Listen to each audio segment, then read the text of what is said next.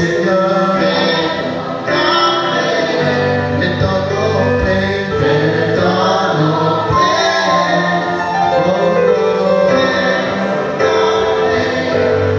Père, nous voulons te bénir encore ce soir, pour ce temps, Seigneur, que tu donnes encore, de nous tenir dans ta présence, au roi. Merci Seigneur pour la grâce encore d'être amené dans ta présence, au roi de paix. Et merci pour ton esprit qui est en train de nous faire du bien, et en train d'opérer une œuvre dans nos cœurs, au Père Céleste. Et nous voulons nous abandonner à toi pour la suite, Papa, de ces temps. Nous voulons passer à tes pieds afin que le Saint-Esprit, Seigneur, gouverne, influence et puisse glorifier Jésus-Christ en ces lieux. Au nom de Jésus, nous avons prié. Amen. Alléluia. Bonsoir à tout le monde. Bonsoir. Ça fait quand même pareil que quand on est déjà encore le temps de tenir debout devant l'Assemblée, compte tenu de beaucoup de déplacements et d'occupations. On va continuer à prier après cette exhortation, parce que c'est une courte exhortation, dans le but de nous amener à la prière en faveur de nous-mêmes, en faveur aussi de l'œuvre. Et c'est très touchant les paroles que le Seigneur a mises dans les cœurs de notre frère, qui nous rappellent l'importance d'aspirer à manifester le cœur du Père. À manifester le cœur du Père. Et de plus en plus, je crois que les chrétiens, les enfants de Dieu dans les nations, sont en train de perdre cette qualité de pouvoir ressentir ce que le Seigneur ressent. Ressentir sa joie, ressentir sa tristesse, ressentir parfois aussi sa sainte colère, ressentir les sentiments de Christ, que nous puissions ressentir les sentiments de Christ. Et ce qui est vrai, c'est que le cœur du Père est triste par rapport à nous. L'esprit est vraiment triste par rapport à cette œuvre. Et une tristesse qui est fondée. Assurément, le Seigneur peut constater que moi, Richard, et toi, ma soeur, toi, mon frère, nous ne marchons pas peut-être d'une manière digne au Seigneur. Nous ne marchons pas de façon à lui être entièrement agréable. Et c'est un échec, mes amis, si la qualité de notre vie, au lieu de réjouir le cœur du Père, puisse charger son cœur de tristesse. Si la qualité de notre attitude, la qualité de notre caractère, de notre service, de notre marche, est source de tristesse pour le Père que de joie. Et ça doit nous amener, étant que des enfants sages, à pouvoir se remettre en question, à pouvoir s'examiner, à pouvoir revoir les choses, afin d'identifier qu'est-ce qui serait en train d'occasionner la tristesse dans le cœur du Seigneur. Le Seigneur invitait Éphèse à l'époque et dit, souviens-toi, souviens-toi, souviens-toi d'où tu es tombé et réponds-toi. Parce qu'il arrive, frère, que nous puissions marcher pour marcher, parler pour parler, prêcher pour prêcher, chanter pour chanter, tout en oubliant, mes amis, les infidélités, les imperfections, les manquements, les poids par rapport à notre vie. Et le Seigneur nous dit à Éphèse, souviens-toi d'où tu es tombé, répands-toi et pratique les premières œuvres. Alléluia. Et il n'y a pas ici à indexer X ou Y, parce que souvent l'homme a tendance d'enlever la paille qui est dans l'œil de l'autre, sans prendre le soin d'ôter d'abord la poudre dans son œil. On est prompt à rechercher les défauts des autres, à rechercher les manquements des autres, à dire que c'est à cause de X, c'est à cause de Y, en oubliant que nous-mêmes aussi, quelque part, nous avons des problèmes. Alléluia, nous avons des problèmes. Que le Seigneur nous pardonne, que le Seigneur me pardonne, que le Seigneur pardonne l'Église en général, qu'il pardonne l'équipe dirigeante, et que tout ce qui, jusqu'à ce soir, charge son cœur de tristesse, que miséricorde nous soit accordée. Alléluia. Que miséricorde nous soit accordée. La Bible déclare qu'il est compatissant, qu'il est miséricordieux, lent à la colère et riche en bonté et en fidélité. On va prendre juste un verset, on va parler un peu courtement d'une pensée. Et comme je l'ai dit, on va aussi prier dans Matthieu 24, verset 1. Juste verset 1. Matthieu 24, verset 1. Pasteur Bess, tu peux lire, faire la lecture, s'il te plaît. Matthieu 24, verset 1.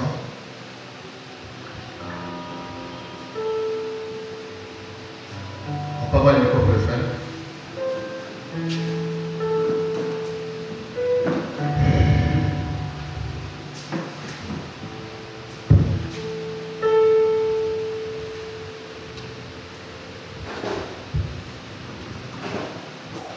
Matthieu 24, verset 1. Oui, ça.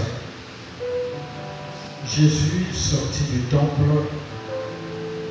et tandis qu'il s'en allait, ses disciples s'approchèrent de lui pour lui faire remarquer les constructions du temple. Amen. Merci. Alors, ces courts versets va introduire notre partage de ce soir. Et qu'est-ce qu'il est dit dans ce passage? On dit quand Jésus s'en allait. Pour sortir du temple. Quand Jésus s'en allait. Au sortir du temple. Nous avons ici deux verbes. Le premier c'est quoi? S'en allait, il allait. Et le second, il sortait. Alors, d'après le contexte, voilà, on voit que le Seigneur, pendant son ministère terrestre, il avait coutume, tradition aussi d'aller au temple comme un véritable juif, un véritable hébreu. Il y allait souvent pour aussi voilà, partager la parole, célébrer Yahweh et surtout annoncer la bonne nouvelle. Et pendant 3 ans et demi de son ministère, le Seigneur a fréquenté et les temples et les synagogues. Il avait cette tradition, cette possibilité de temps à autre, poussée par le Père, par l'Esprit, de fréquenter des temples physiques à l'époque, les temples de Salomon.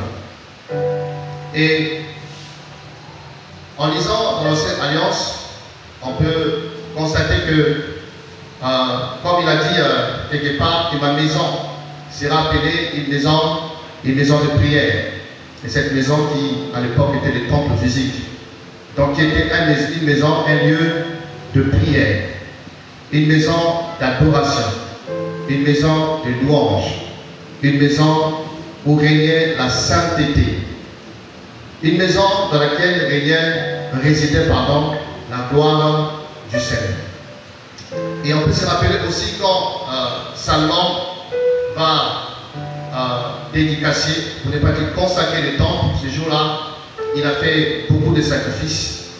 Et il avait dit que la gloire de Dieu était tombée. Voilà, donc le temple était rempli de fumée, rempli de la gloire du Seigneur. Et le temple, qui est la maison de Dieu, est censé être occupé par lui-même, est censé être rempli de sa présence. Et c'est aussi un lieu, comme l'avons rappelé encore, où le Seigneur est glorifié, où le Seigneur est adoré, où le Seigneur est loué, où le Seigneur est adoré en esprit et en vérité. Et souvenez-vous encore de la sainte colère du Seigneur quand une fois il est arrivé dans ce temple, destiné à l'adoration, destiné à la louange, destiné à l'enseignement, à la prédication où les gens devaient écouter la loi. Et il a constaté que le temple était profané, que le temple était discrédité. Le lieu de prière était devenu un lieu de commerce, un lieu de business, un lieu de distraction, un lieu de mélange, un lieu de pagaille. Et le Seigneur a pu supporter ces scénarios. Il n'a pas supporté de voir comment ce que la maison du Père était profanée. Et la Bible déclare qu'il a fait un fouet et il a renversé et a chassé tous ceux qui habitaient dans ce temple. Et rappelons aussi que tout ce que nous lisons dans l'Écriture doit être considéré comme aussi des avertissements, des leçons et des interpellations. Si autrefois il y a eu des gens qui ont perdu la vision en faisant de la maison du Seigneur un lieu de désordre, un lieu de business, un lieu de pagaille, nous aussi aujourd'hui, si on ne veut pas, on peut aussi retomber dans les mêmes erreurs, dans les mêmes échecs, dans la même chose. Donc on n'a pas à dire que non, en ce temps-là, ils n'étaient pas spirituels, ils étaient charnels, ils étaient distraits, ils n'aimaient pas Dieu. Et nous aussi aujourd'hui, qui sommes arrivés à la fin du temps, si on ne veille pas, on peut retomber dans les mêmes travers. C'est-à-dire, le temps que je suis, le temps que nous sommes, peut devenir, mes amis, un lieu de désordre, de pagaille, là où le Seigneur, au lieu d'être glorifié, mais est déshonoré. Au lieu d'être adoré, est méprisé. Au lieu d'être adoré en esprit en vérité, mais le Seigneur est tout puissant contre. Ouais, ça. Et dans Matthieu 23, avant le chapitre 24, on va voir le Seigneur qui va dénoncer les dérives des chefs religieux. Malheur à vous, scribes et pharisiens. Il dénonce tout ce qui se faisait qui était en désaccord avec la loi. Et en lisant Matthieu 23, on peut constater une sainte colère qui animait le cœur du Seigneur, qui n'a pas eu froid aux yeux, mais qui a dénoncé les antivaleurs spirituelles et religieuses en ces temps-là. Et le Seigneur espérait que la parole qu'il avait apportée, les enseignements qu'il donnait,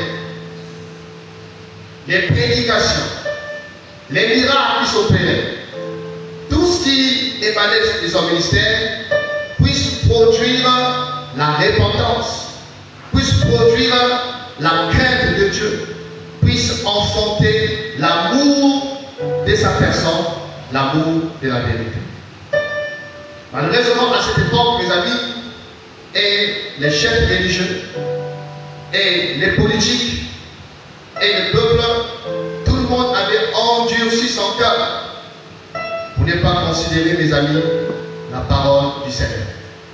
Et quelque part, la Bible nous dit même que le Seigneur a pleuré, il a pleuré sur Jérusalem, en disant, si toi au moins, tu connaissais les choses qui appartiennent à ta paix, mais elles sont cachées devant toi, elles sont voilées, parce que tu n'as pas connu le temps où tu as été visité. Israël a été visité, mais à cause de l'aveuglement spirituel, l'aveuglement du péché, l'aveuglement de l'amour de l'argent, il n'a pu discerner la grande visitation, qui est la présence du Seigneur dans son sein. Alors dans Matthieu 24, 1, on dit, comme Jésus s'en allait au sortir du temple. Il est sorti du temple. Les temples dont il avait l'habitude de fréquenter. Les temples où il venait parfois de temps à autre rencontrer des gens guéris, témoigner l'amour et aussi parler du royaume. Il est sorti. Il s'en est allé pour ne plus jamais revenir. Les amis, en lisant ce verset, on va se rendre compte que quand Jésus est sorti de ce temple ce jour-là, il il n'est plus jamais entré. Alléluia.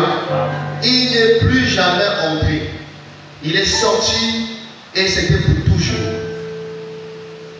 Il s'en est allé et il n'est plus revenu en arrière.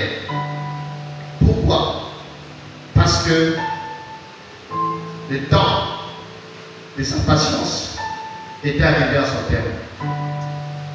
Pourquoi? Parce que d'une manière ou d'une autre, on l'a chassé, on l'a poussé à s'en aller, à sortir.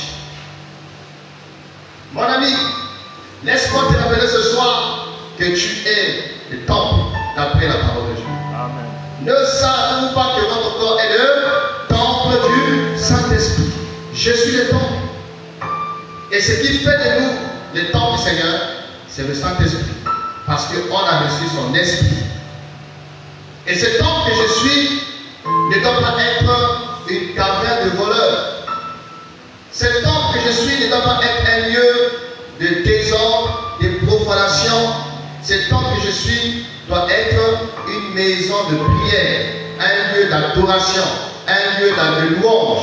La sainteté sied dans ta maison. Le temple que je suis, mes amis, on ne doit pas retrouver autre chose que la colonne de feu.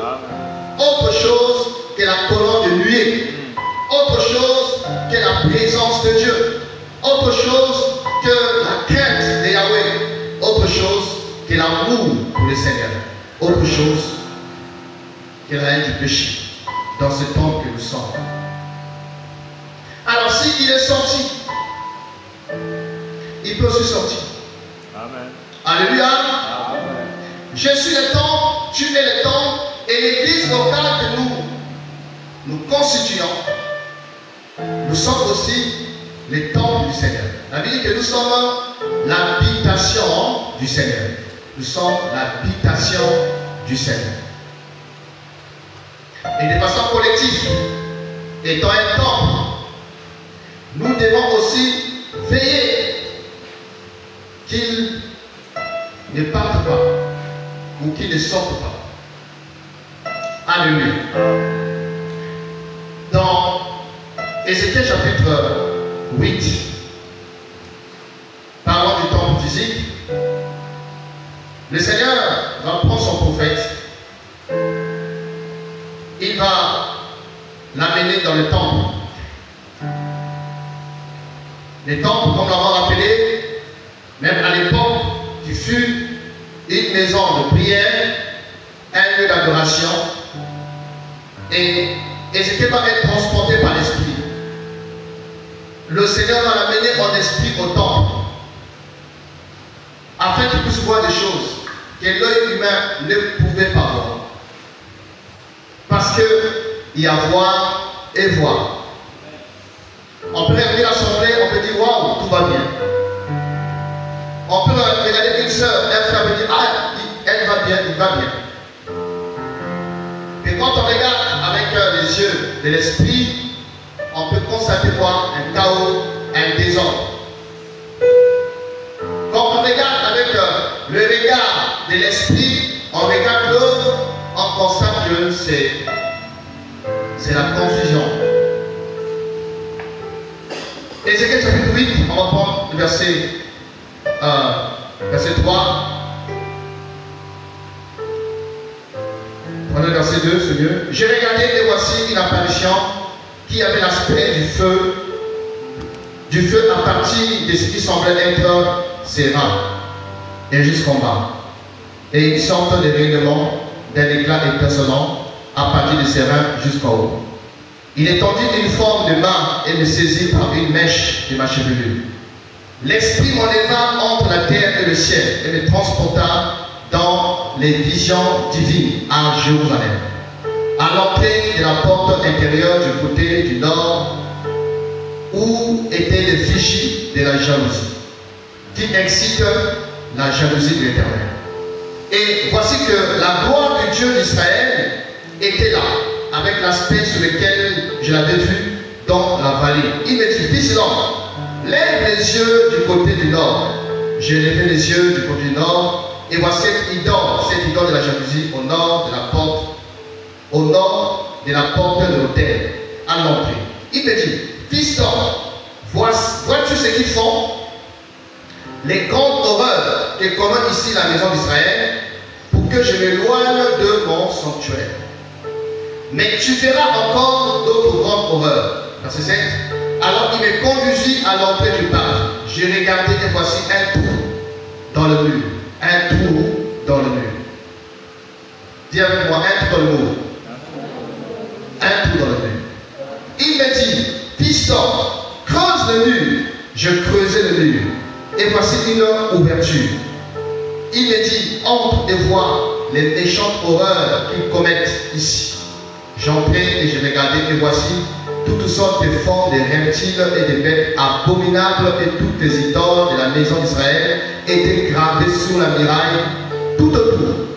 Ce sont 10 hommes des anciens de la maison d'Israël, au milieu desquels était Yazania, fils de Sharman, se tenait devant ces idoles, chacun dans son soin à la main, et il s'élevait un épais nuage d'encens.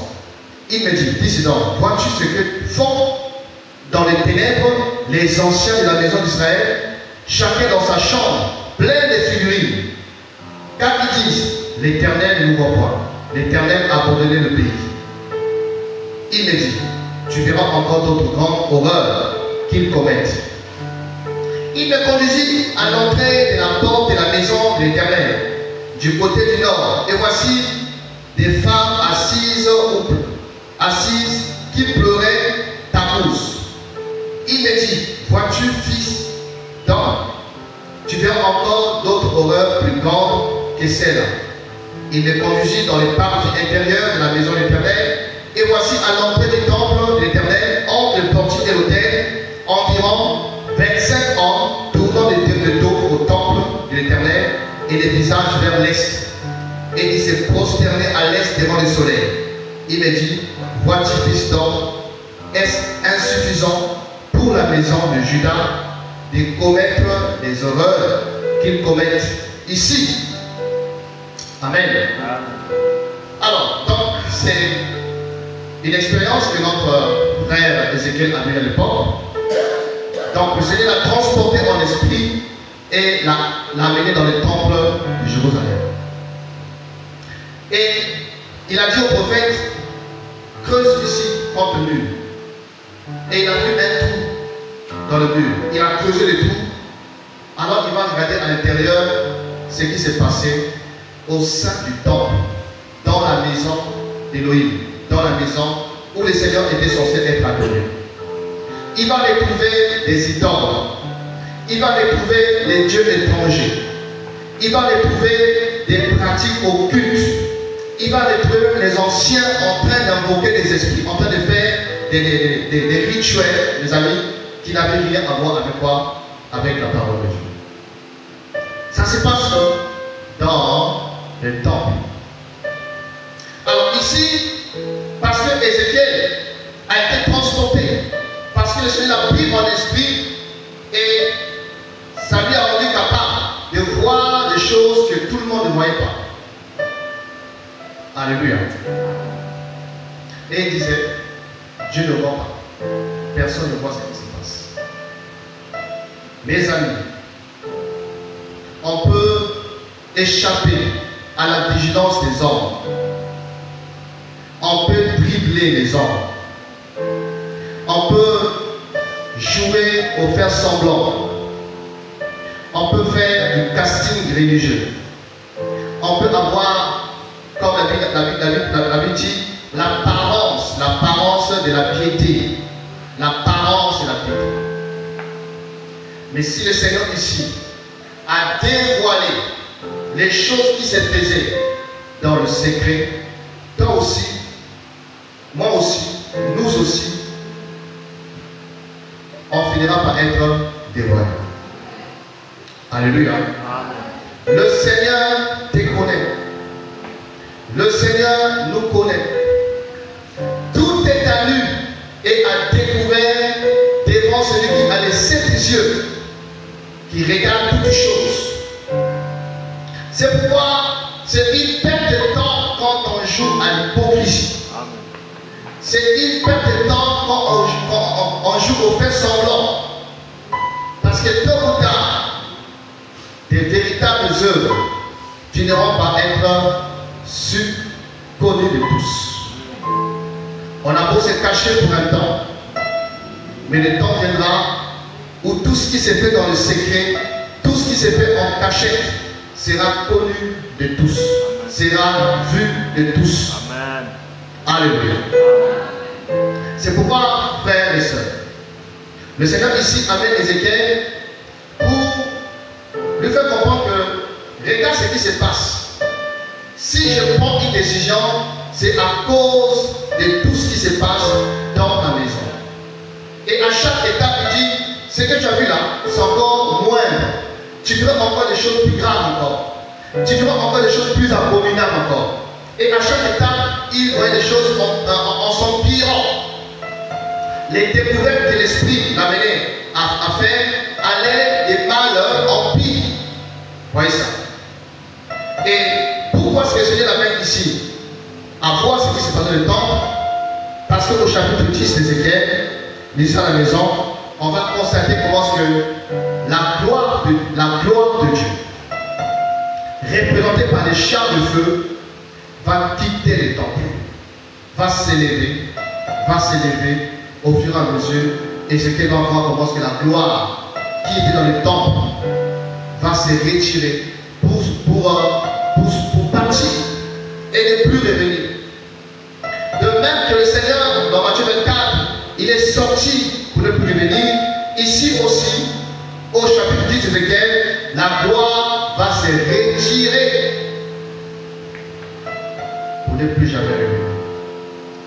Après un temps de patience, après un temps d'interpellation, après un temps de mise en garde, après un temps d'avertissement, s'il n'y a pas de résultats, s'il n'y a pas des attitudes, mes amis, que le Seigneur attend de moi, attend de nous, on vivra Matthieu 24 ans. Quand il s'en allait au sortir du temple. Quand il s'en allait au sortir du temple, il peut sortir du temple. Comme dans la Odyssée, où il dit, voici je me tiens à la porte et je frappe. C'est là pourquoi tu es la porte. Ta place n'est pas la porte. Tu as dit que là où 2 ou 3 sont assemblés au moment, tu es au milieu, Seigneur. Mais d'où vient-il que tu te retrouves à la porte? C'est donc qu'est-ce qui s'est passé pour que tu te retrouves à l'extérieur en train de frapper? Seigneur, pourquoi est-ce que tu veux sortir du temple? Pourquoi est-ce que la gloire quitte les temples de Jérusalem? Et parce que, mes amis, dans ce temple, il y avait l'idolâtrie. Dans ce temple, il y avait le péché. Les gens invoquaient même dans le temple de Jérusalem la déesse qui donne les enfants, les femmes, Tammuz. Donc ils donnent les enfants. Ils viennent au temple sous prétexte de rencontrer le Seigneur qui peut donner les enfants, mais dans les coulisses, il y a une divinité étrangère, soi-disant capable de donner des enfants. Oh, l'homme, c'est terrible le cœur de l'homme. Le cœur de l'homme est terrible, frère et sœur. On peut être là, mais le Seigneur sait pourquoi on est là. On peut fréquenter l'assemblée. Le Seigneur sait pourquoi est-ce que nous venons nous réunir aux réunions d'église entière. Ma prière ce soir et que nous ne puissions pas subir Matthieu 24 ans. Ma prière est que nous ne puissions pas être victimes d'Ézéchiel 10, Ézéchiel 8, Ézéchiel 9, Ézéchiel 10, où la gloire est partie. Ma prière est que nous ne puissions pas tomber dans le jugement de la Odyssée, où le Seigneur dit, il est la porte et il frappe. Pourquoi? Parce qu'on l'a chassé. Par la tolérance. La tolérance. Le Dieu d'Israël, c'est lui qui, au commencement, a dit que la lumière soit. Et celui qui a séparé la lumière avec les ténèbres ne cohabite pas avec les ténèbres. Il est le Dieu de la séparation. Il est Elohim de la séparation. Qui ne peut cohabiter, les amis, avec les idoles, avec l'impureté, avec la fornication, avec l'impudicité. De plus en plus, le Saint-Esprit est en train de montrer un vent d'impudicité ici en Moda. Un vent d'impudicité parmi les jeunes. Et sûrement peut-être, il y a ceux déjà qui sont livrés en secret dans l'impudicité. Ou encore, d'autres sont en train de lutter avec les tendances à souiller leur corps par le péché du sexe. L'occasion est encore de rappeler, les amis, que nous ne sommes pas une mutuelle. Nous ne sommes pas la cour du roi Péto. L'église n'est pas une poubelle. L'église, c'est la maison de Dieu. C'est la maison de Dieu. Rappelez encore ce soir à tout le monde que la Bible dit fuyez la fornication. Quel autre péché que l'on peut commettre, ce péché hors de son corps. Celui qui se livre à l'impudicité, il pêche contre son propre corps. Et celui qui détruit les temples de Dieu, Dieu les détruira, dit la parole. Celui qui détruit les temples de Dieu, que ce soit les temples physiques de ta vie et de ton corps, que ce soit les temples collectifs de l'œuvre en général, celui qui détruit les temples du Seigneur, Dieu les détruira. Ce n'est pas ma parole, c'est la parole de Dieu. Alléluia. Ne soyons pas de ceux qui vont chasser le Seigneur. Il peut quitter ta vie comme il a quitté sa vie. On va rappeler ça encore ce soir. Après plusieurs interpellations, plusieurs infidélités, le Seigneur s'est retiré de sa vie. Et un esprit d'égarement a pris place. La nature a horreur du vide, même dans le spirituel. Le Seigneur a dit, quand un démon quitte un corps, il va chercher d'autres esprits, il va d'abord errer pour chercher un endroit. Et s'il n'en trouve pas, il repart dans cette maison. Et s'il constate que la maison est comment? Balayée et vide. Balayée et vide. Alors il s'en va chercher encore d'autres esprits plus méchants que lui pour venir siéger dans cette maison. C'est pour dire quoi? C'est pour dire que le vide doit toujours être occupé, rempli par quelque chose. Des biens ou des mal. La chose qui peut occuper un vide peut être quelque chose de bien ou de mal. Alors quand le Seigneur sort du temple, inévitablement, autre chose va remplacer. Alléluia. Autre chose va remplacer. Un esprit d'égarement. Pour que l'on croit au mensonge. Un esprit d'apostasie qui va prendre place et va continuer à se comporter comme le Saint-Esprit. Va commencer à continuer à donner des révélations, à nous faire sentir des sensations, comme si c'est le Saint-Esprit. Alors que si Dieu nous ouvre les yeux, on se rend compte que c'est un autre esprit qui a pris place. Alléluia. Mes frères, faisons attention. Dans ces temps de la fin, le diable est déterminé à vouloir profaner les temples, à vouloir corrompre les temples que nous sommes. Dans 1 Corinthiens 3, moi j'étais pas là, on va prier. 1 Corinthiens 3. Bota, qu'est-ce que tu es en train de faire? qui sera en train d'attrister le cœur de ton Seigneur, Motard. Motard, que fais-tu? Motard, où es-tu? Motard, où es-tu? Qu'est-ce que j'ai en train de faire qui attriste le cœur du Seigneur de la maison? Contient-toi.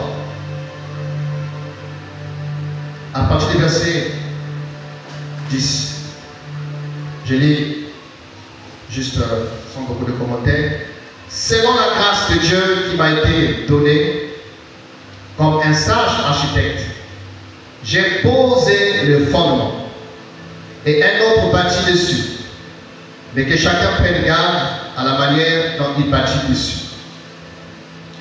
Car personne ne peut poser un autre fondement que celui qui a été posé, savoir Jésus-Christ, Yeshua Mashiach.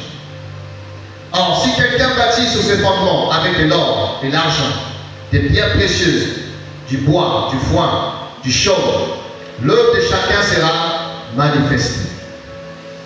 Car le jour la fera connaître, parce qu'elle se révélera dans le feu.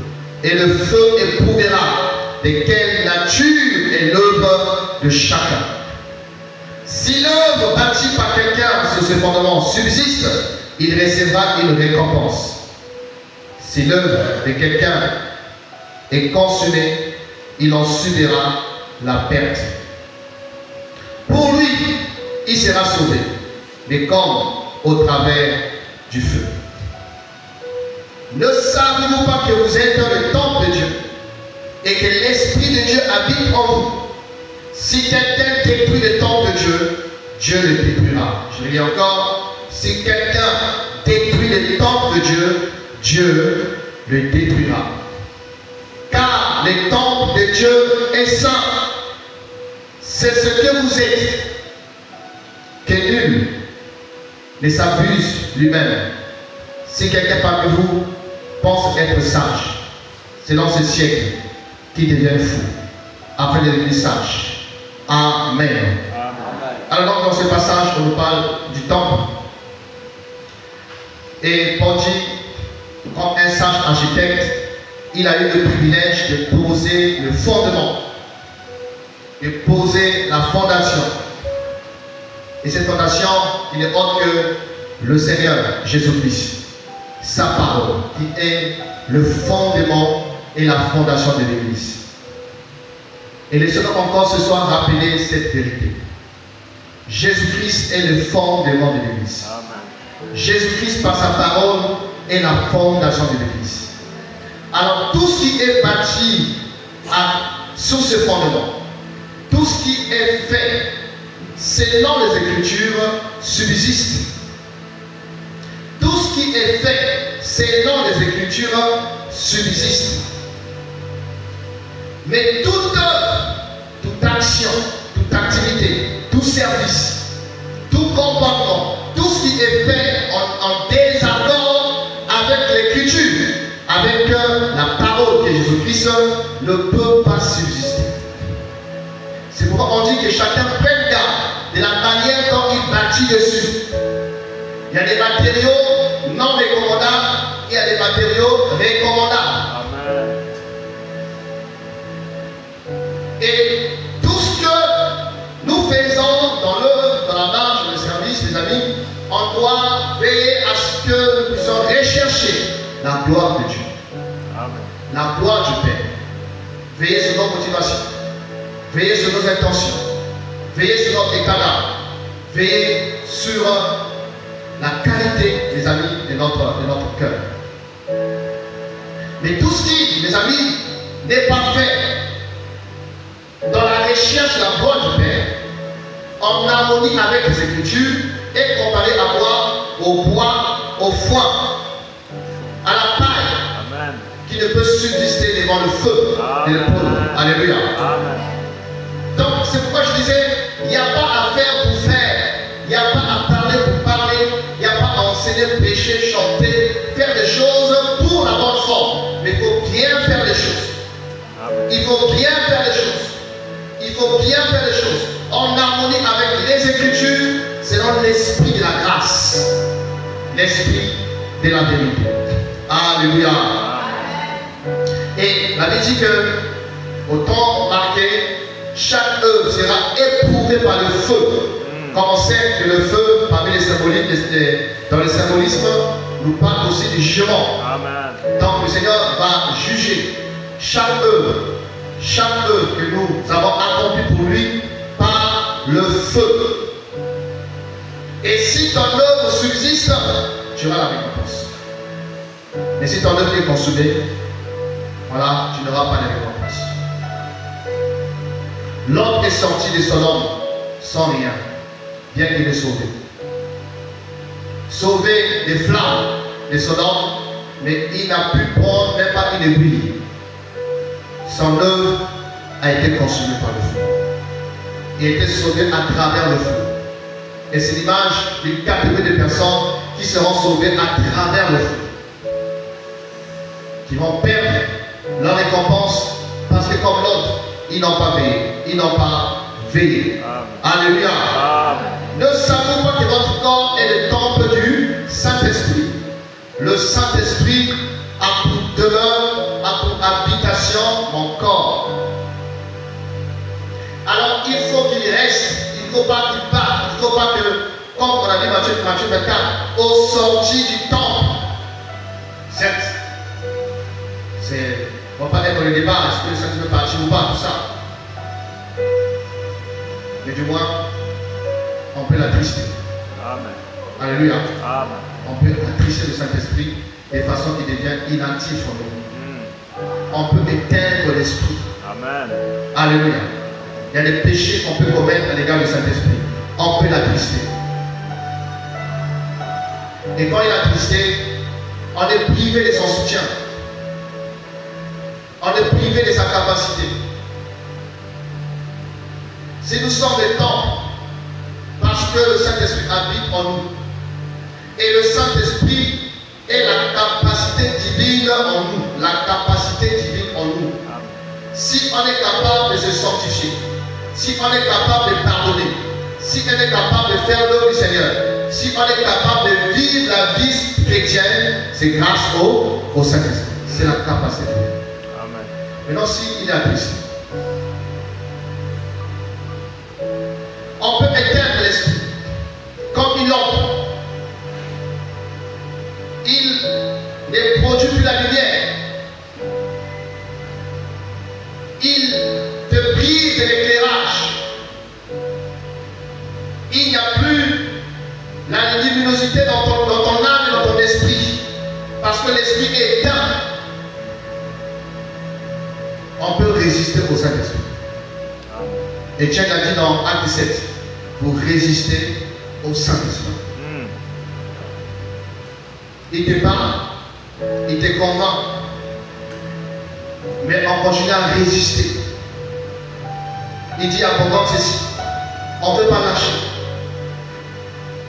Il nous inspire à poser des actes, on ferme les cœurs, on résiste à son action. On peut outrager l'esprit. Comme aussi, on peut blasphémer contre le Saint-Esprit. Alléluia. Amen. Pourquoi il est tombé? Pourquoi il est sorti du temple? Parce que Israël avait fermé ses oreilles. Parce que ils ont souillé le temple. Parce que ils ont rejeté la vérité. Parce que ils n'ont pas dit Hosanna, Hosanna, béni soit celui qui vient au nom du Seigneur. Pourquoi la gloire s'est retirée d'Ézéchiel 10? À cause des idoles, à cause de la sorcellerie, l'occultisme, des pratiques occultes dans la maison du Seigneur. À cause de l'hypocrisie. Les gens prétendaient venir rencontrer Elohim, mais ils venaient pour aussi invoquer leur divinité. Il est sorti. Qu'est-ce qui peut amener le Seigneur à sortir ta vie? Essaie de te regarder. Qu'est-ce qui peut amener les Seigneurs à sortir et s'en aller?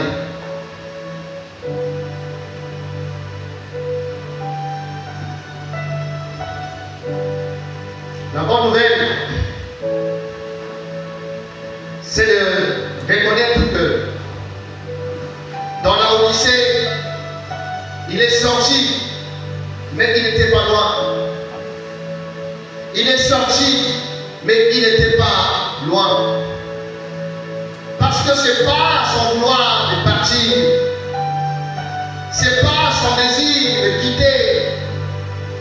Ce n'est pas son désir de s'en aller. Il était juste à la porte, espérant que les gens changent.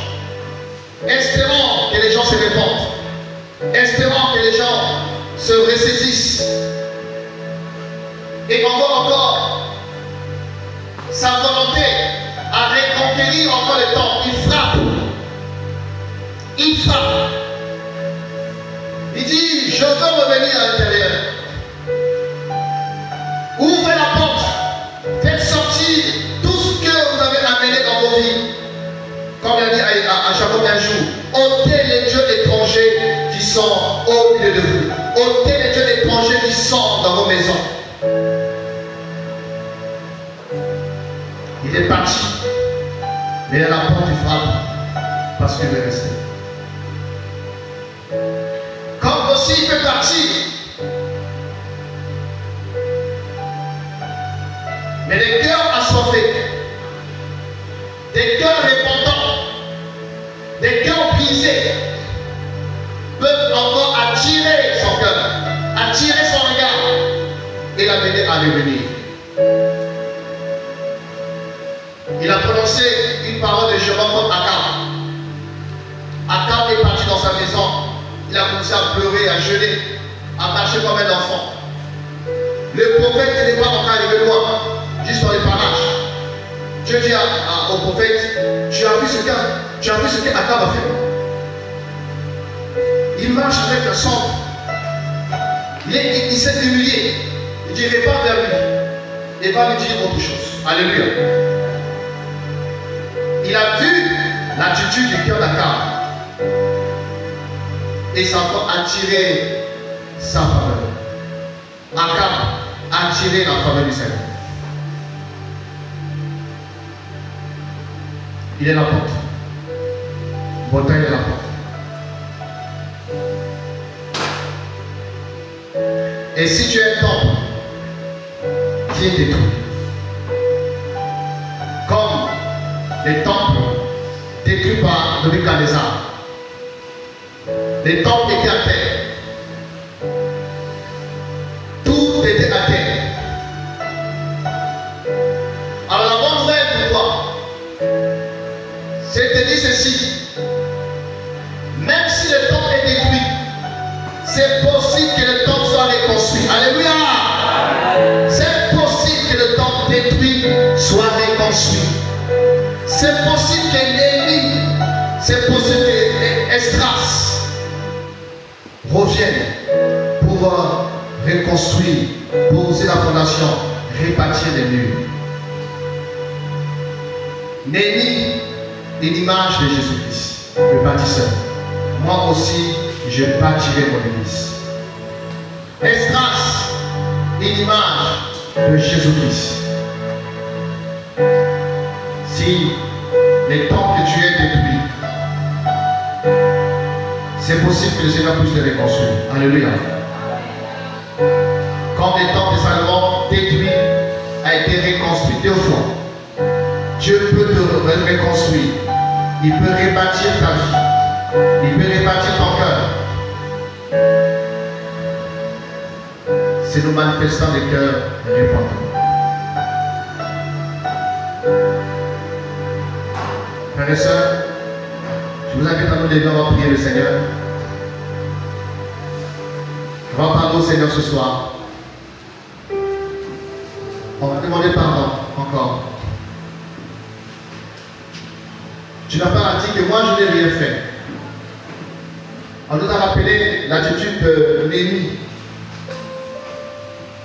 qui, quand il a appris comment est-ce que Les murs étaient à terre. Lui, il était intègre. Lui, il n'a pas péché. Mais il s'est identifié à son peuple. Il s'est identifié à son peuple. Comme Daniel 9. Quand il a prié, il n'a pas dit Seigneur, pardonne-leur, pardonne-leur. Seigneur, nous avons péché. Nous t'avons abandonné. Nous. Il s'est identifié à tout le monde. J'aimerais que nous parlons au Seigneur ce soir. Afin que nous ne puissions pas être ces temples renversés. Fais ton entrée. Fais ton entrée. Oh, fais ton entrée. Ton entrée. Fais ton entrée. Mon sauveur, fais ton entrée. Oh, fais ton entrée. Fais ton entrée. Yeshua, fais ton entrée. Oh, fais ton entrée. Fais ton entrée. Oh, oh, fais ton entrée. Étoile brillante du matin, fais ton entrée. Étoile brillante du matin, fais ton entrée. Oh, fais ton entrée, fais ton entrée.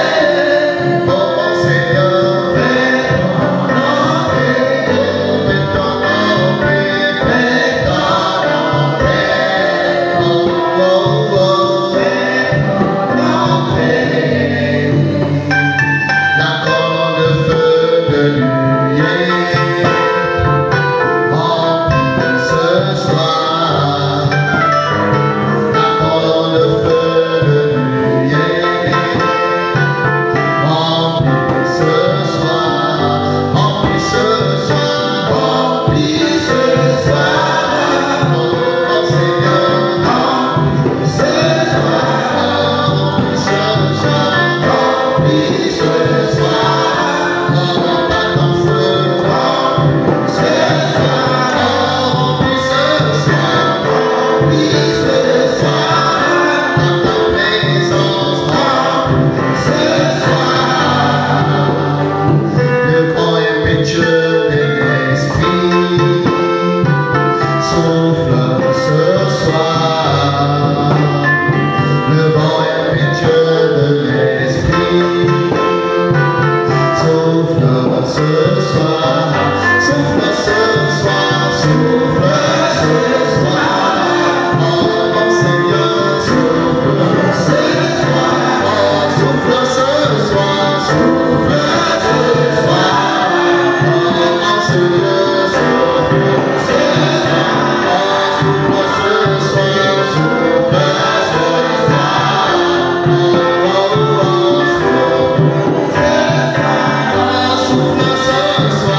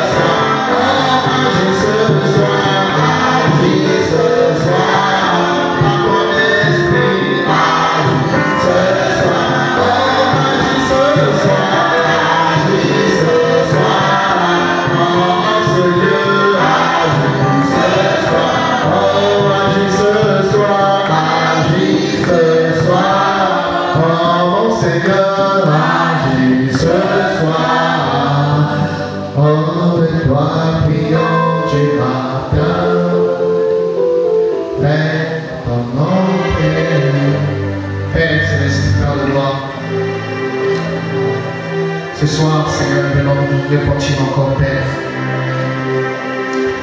Ce soir, je viens te demander pardon, Père. En